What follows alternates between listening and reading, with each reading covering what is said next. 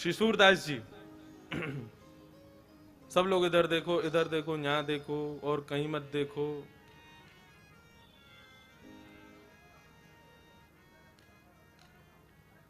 सूरदास जी महाराज ये कौन है? सूरदास जी उद्धव जी के अवतार हैं। उद्धव समझ रहे हैं ना, भगवान के परम मित्र हुए श्री उद्धव जी महाराज। उन उद्धव जी के अवतार हैं कलयुग में श्री सूरदास जी महाराज। तो सूरदास जी जब ब्रह्म संबंध ले लिए और गोवर्धन में विराजने लगे, तो अपनी कुटिया में बैठे बैठे ठाकुर जी का स्मरण करते थे, ठाकुर जी का गुणानुवाद गाते थे। अब देखो, यदि सत्य स्वरूप से ही भगवान की प्राप्ति हो तो सूरदास जी पर तो नेत्री नहीं है देखने के लिए। मैं केवल इतना कहना चाहता हूं कि देखो, दो चीज होती हैं, एक होता है भक्त और एक होता है प्रपन्न। एक होता है भक्त, दूसरा क्या होता है? प्रपन्न। आप सब लोग पुष्टि मार्गीय के अनुगामी हैं, उन सबको बड़े भाव से समझते हैं, लेकिन हमारे श्री वैष्णव संप्रदाय में भक्त से भी एक ऊंची श्रेणी है, उसको कहते हैं प्रपन्न।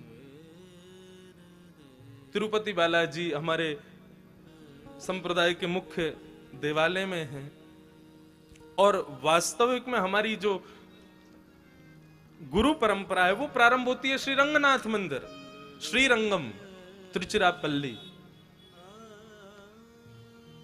तो हमारे यहां भक्त को अतिश्रेष्ठ नहीं माना गया, हमारे यहां प्रपन्न को अतिश्रेष्ठ माना। अब प्रपन्न और भक्त में कितना भेद है? जरा सा भेद है। अच्छा, प्रपन्न को साधारण भाषा में क्या कहते हैं? पूर्ण शरणागति, उसी को प्रपन्न कहते हैं। बहुत सावधानी से सुनिए। और देखो, अगल बगल वाले को यदि थोड़ी सी झपकी आ जाए ना तो कोहनी से मार के उठा देना, कोई दोष नहीं लगेगा आपको, बल्कि बढ़िया है, आपको पुण्य मिलेगा, दूसरों को भी सुनवा रहे हो आप, क्योंकि मौसम बढ़िया है और नाश्ता वास्ता बढ़िया करके आए हो, तो हो सकता है निद्रा आप पर आ जाए। लेकिन भैया, कथा इतनी बढ़िया चल रही है, आनी तो नहीं चाहिए, लेकिन फिर भी अपने आप को संभालो, सावधानी से बैठो। तो प्रपन्न किसे कहते हैं?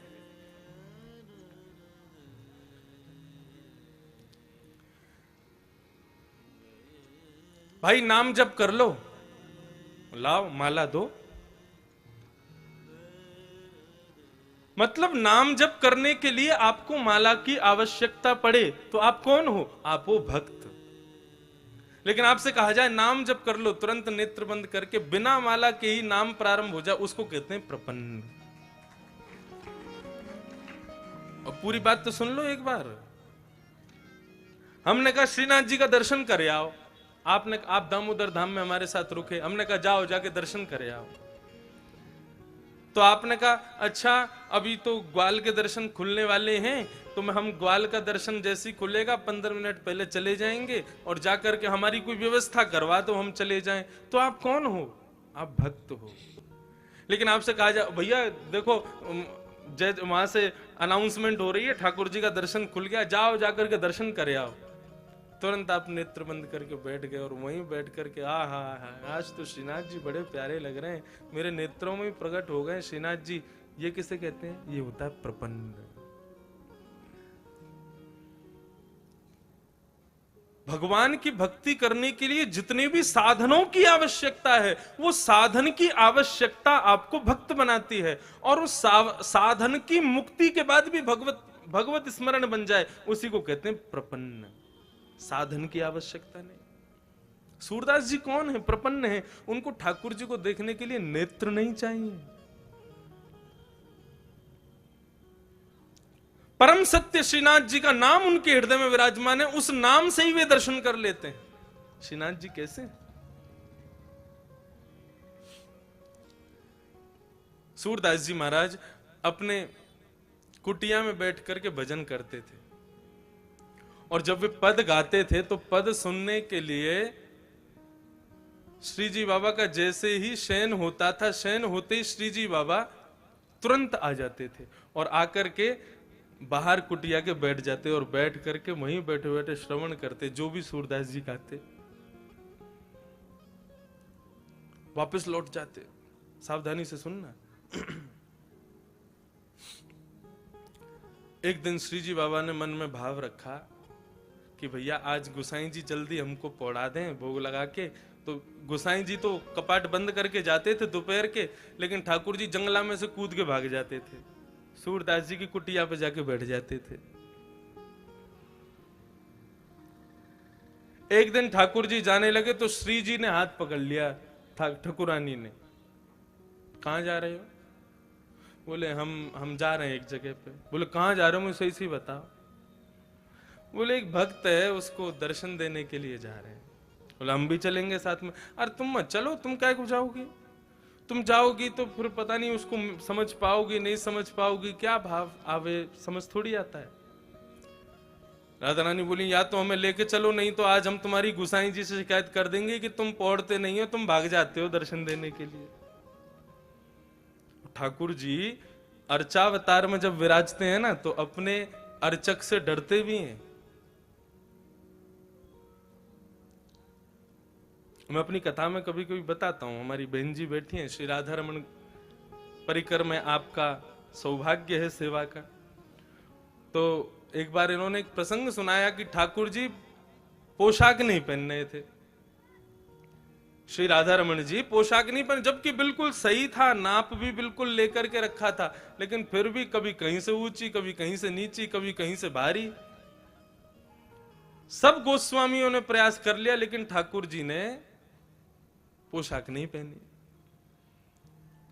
तो आपके जो पूज्य दूसरे पिताजी ससुर जी हैं, वे सबसे बोले सुनो सब लोग बाहर जाओ, मैं थोड़ा ठाकुर जी से एकांत में बैठ के बात करूं। और वे ठाकुर जी के आगे बैठे, राधा रमन जी के आगे पोशाक रख दी। तो बोले अच्छा, तो आज आपको पोशाक धारण नहीं करनी है, क्योंकि हमें पता है नाप तो बिल्कुल ठीक है और पोशाक भी बिल्कुल अच्छी बनी है, लेकिन पता नहीं आपकी क्या इच्छा है, परेशान करने के मूड में हो। देखो हमें कोई झंझट नहीं है, आपको नहीं पहनी बिल्कुल नहीं पहनाएंगे। बाहर दर्शनार्थी दर्शन के लिए खड़े हैं, बस 15 मिनट बचे, आप पहन लो, नहीं तो मैं तो अभी कपाट खोल दूं, बिल्कुल नंग धरंग खड़ा कर दूंगा आपको। आज हरि देखे नंगम नंगा, फिर तो सब हो करेंगे आपको देख के। ये रखी पोशाक, 2 मिनट का समय दे रहे हैं, सोच लो, यदि आपको पहननी हो तो अभी मैं धरा दूंगा, नहीं तो मुझे बिल्कुल कोई संकोच नहीं होगा, तुरंत कपाट खोल दूंगा, कुछ भी धारण नहीं कराऊंगा, लंगोटी में ही खड़े रहोगे आज।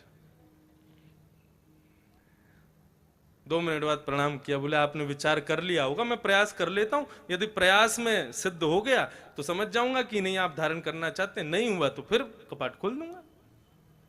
बोले वही पोशाक जो 2 घंटे से पहन नहीं रहे थे, डांट फटकार करके जैसे ही धारण कराई, सो ही राधा रमन जी ने पहन ली और चुपचाप धारण करके दर्शन दे दिए सबको। तो अपने अर्चक से ठाकुर जी डरते भी हैं, क्योंकि अर्चक पुष्टि मार्ग के अनुसार, मैंने कहा ना यशोदा का स्वरूप, और बालक यशोदा से डरता है। मैं भी कभी कभी गिरधर लाल जी की सेवा करता हूं तो कोई कभी कुंडल उतर जावे, कभी मोर पंख उठ के भाग जाए, कभी यहाँ की हीरा जो लगो थोड़ी पे वो भाग जाए, मिले ही ना है महाराज, ढूंढते रहो कहां गए हो।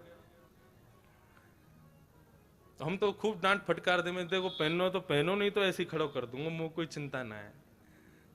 और वास्तव में एक और भाव, ठाकुर जी क्या छोटे से लाला है, और छोटे से बालक को, जैसे अब सर्दी का समय, छोटे छोटे बालकों को मैया टोपा पहनावे, कपड़ा पहनावे, तो कभी कुछ उतार के फेंके, कभी वो कुछ उतार, वैसी लाल जी हैं।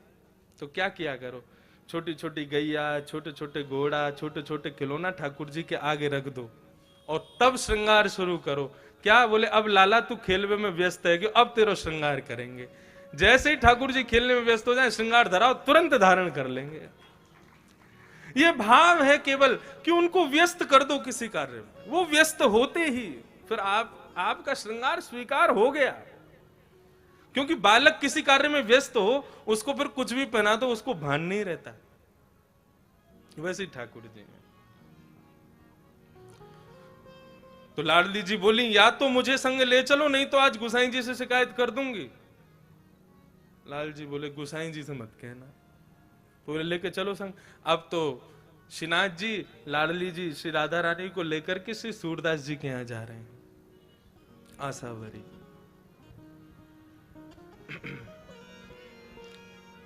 सूरदास जी की कुटिया में जाकर के दोनों प्रिया प्रियतम अविराजित हुए हैं, और दोनों इतने भाव से सूरदास जी के पद को श्रवण कर रहे हैं, लेकिन सूरदास जी को नहीं पता कि ठाकुर जी मेरे सामने बैठे हैं।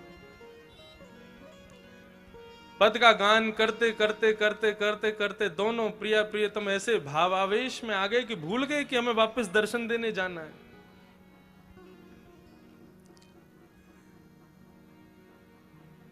जैसे ही सूरदास जी का पद पूर्ण हुआ, किशोरी जी ने और लाल जी ने दोनों ने नेत्र खोल करके देखा, सूरदास जी बैठे हैं।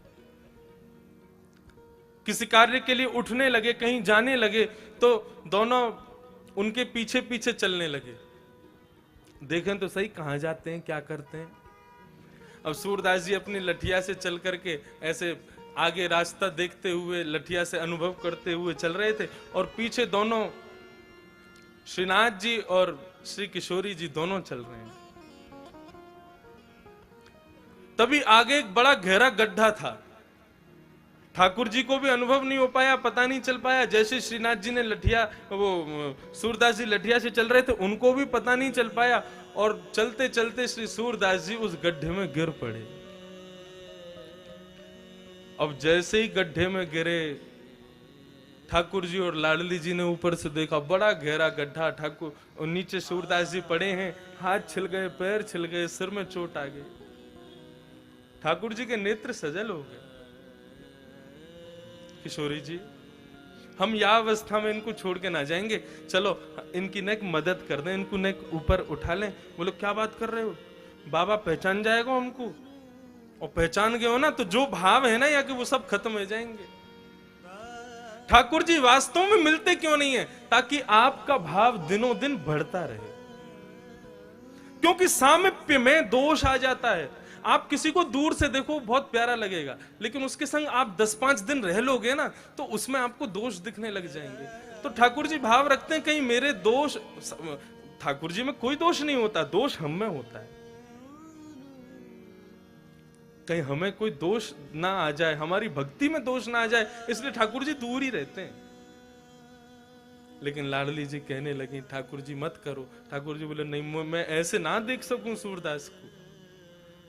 तुरंत ठाकुर जी ने अपनी काली कमली उतारी और नीचे गड्ढे में डाल दी, और किशोरी जी से कही, आप मेरी कमर पकड़ लो, मैंने काली कमली पकड़ ली है, अब सूरदास जी या को पकड़ के ऊपर आ जाएंगे। सूरदास जी अपनी लठिया खोज रहे हैं, कहां गई। तभी ऊपर से ठाकुर जी बोले, बाबा। और जैसे ही बाबा शब्द सुना है, सूरदास जी ने रोम रोम नृत्य करने लगा। जितनी पीड़ा थी सब दूर हो गई, नेत्रों में मानो आंसू छलक पड़े हों। बोले, ये स्वर तो मेरे श्रीनाथ बाबा का ही हो सकता है। हाँ भाई, कौन है भैया? बोले, भैया बाबा हम यहीं ब्रजवासी हैं, गैया चरावे जामे, आपको पड़ो भयो देखो तो सोची ने आपकी मदद कर दें। हाँ भैया, बड़ो भलो करेगो ठाकुर तेरो। भैया कैसे आऊं ऊपर? बोले, मैंने अपना पटका डाल दियो नीचे, आप बाकू पकड़ के ऊपर आ जाओ। सूरदास जी उस पटके को पकड़ रहे हैं, और यहां से लाडली जी ठाकुर जी को खींच रहे हैं, ठाकुर जी सूरदास जी को ऊपर खींच रहे हैं। क्या स्वरूप है वे। सूरदास जी के मन में भाव आ गया। जैसे ही पटका पकड़ा, उसकी सुगंधी को जब अपनी नासिका से ग्रहण किया, बिल्कुल दृढ़ निश्चित हो गए कि ये तो ठाकुर जी हैं और कोई नहीं हो सकता। जैसे ही गड्ढे से ऊपर निकल करके सूरदास जी आए, जानबूझ करके ऐसा भाव दिखाया कि मानो झटके से गिर पड़े हों, और गिरे तो कहां गिरे? श्री लाडली जी के चरणों में जाकर के गिर गए। और गिरते ही बड़ी चतुराई से श्री किशोरी जी के एक पांव की पाजेब को सूरदास जी ने पकड़ करके खींच के अपनी जेठ में भर लिया, और भर करके ठाकुर जी खड़े हो गए, किशोरी जी खड़ी हो गई, सूरदास जी भी व्यवस्थित हो गए। ठीक है बाबा, अब तुम बाहर आ गए हो, अब पीछे को मत जाइए, गड्ढा तुम यहाँ चले जाओ। और ठाकुर जी ने किशोरी जी को बात करो, जल्दी चलो, गोसाई जी दर्शन खोल देंगे, नहीं मिले तो बहुत डांट पड़ेगी। अब किशोरी जी जैसे ही चली तो चलते ही एक पांव की तो छम आवे आवाज, दूसरे पांव की आवाज ही नहीं। किशोरी जी ने नीचे देखी, बोले हमारी पाजेब कहाँ है? अब तो ढूंढने लगे तो दूर ही दिख गई, बोले पाजेब हाथ में लटक रही है सूरदास जी के। किशोरी जी बोली मेरी पाजेब रह गई है। ठाकुर जी बोले दूसरी दिलवा देंगे, चलो। मुन्ना मुंह को तो वही चाहिए जो सूरदास जी पे। बोले तुम फंसवाओगे आज, सूरदास बाबा तो जन कब छोड़ेगा, लेकिन आज गोसाई जी बहुत डांट लगाएंगे। किशोरी जी बोली हमको तो वही पाजेब चाहिए। तो बोले तुम ही लिया। बोले मुंह को डर लगाया बाबा थे, मैं ना जाऊंगी, तुम ही मांगो। लाडली जी तो चाह रही है कि ये कृपा आज करी दे इनके ऊपर। ठाकुर जी फिर से गए, बाबा हाँ हाँ भैया बोलो। वो हमारी एक पाजेब आपके पास रह गई है, आप कृपा करके हमको प्रदान कर दो। ठाकुर जी बोले, वो सूरदास जी बोले भैया मैं कैसे मान लूं ये पाजेब तुम्हारी है? अब भैया मैंने तुम्हें दे दी और फिर कोई आयो कि बाबा मैंने तुम्हारी सहायता करी, मेरी पाजेब गिर गई, तो मैं तो झूठो है जाऊंगा। ठाकुर जी बोले तो आपको पता कैसे चलेगी कि या की दूसरी पाजेब कौन के पास? आप पे आंख तो है ना? बोले आंख ना है लेकिन हाथ तो है ना, अनुभव कर लूंगा मैं। तो बोले क्या करोगे? बोले दूसरी पाजेब जो है का है वो मेरे हाथन के आगे आप चरणन में धारण करके ही दे दो, मैं वह पाजेब को हाथ से स्पर्श कर लूंगा, सो दूसरी पाजेब पहना दूंगा। किशोरी जी मुस्कुरा गए, बोले सूरदास जी समझ गए कि ये ठाकुर जी पधारे हैं। ठाकुर जी बोले आओ। अब तो किशोरी जी आगे आई, आगे आकर के खड़ी हुई, सूरदास जी से कही सूरदास जी नीचे बैठो, नीचे देखो, एक पाजेब देख लो और दूसरे पाँव में पहना दो। जैसे ही पाजेब देखी तो समझ गई, बोले हाँ भैया तुम्हारी है। दूसरे पाँव में पाजेब पहना करके श्री किशोरी जी के चरणों से लिपट गए सूरदास जी, अपने नेत्रों के जल से उनके पैरों को धोने लगे। बोले कृपा करो प्रभु, मैं पहचान गया हूं आप पधारे हो मुझ पे कृपा करने। किशोरी जी ने सूरदास जी को उठाया और ठाकुर जी, किशोरी और सूरदास जी तीनों ने को आलिंगन किया। और आलिंगन करके ठाकुर जी और किशोरी जी ने अपने हस्त कमल से जैसे ही सूरदास जी के नेत्रों पे हाथ फेरे, बोले बाबा आंख खोलो। बोले मैं देख ना सकूं? बोले खोलो तो सही। जैसे ही नेत्र खोले तो श्रीनाथ जी राधा रानी के संग में सामने खड़े हुए हैं। बोला भक्त वत्सल भगवान की। ठाकुर जी का दर्शन श्री सूरदास जी महाराज अपने नेत्रों से कर रहे हैं। और इसी भाव को हमारे ब्रज में श्री राधा वल्लभ लाल जी को प्रकट किया श्री हित हरिवंश महाप्रभु ने। और श्री हित हरिवंश महाप्रभु इसी भाव को अपनी वाणी में गा रहे हैं। बहुत सुंदर भाव है। मेरी इच्छा है कि आप सब लोग ये पदों को जरूर मेरे साथ में गाओ, भाव से गाओ। क्या गा रहे हैं सूरदास जी दोनों को देख करके?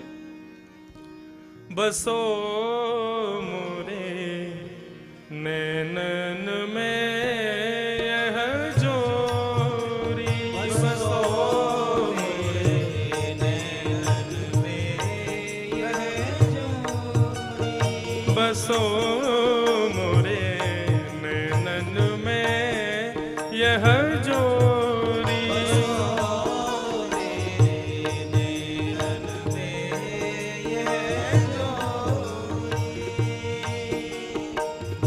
नव दुल्हे ब्रज राज सांवरो, नव दुल्हे ब्रज राज सांवरो, नव दुल्हे ब्रज राज सांवरो, नव दुल्हे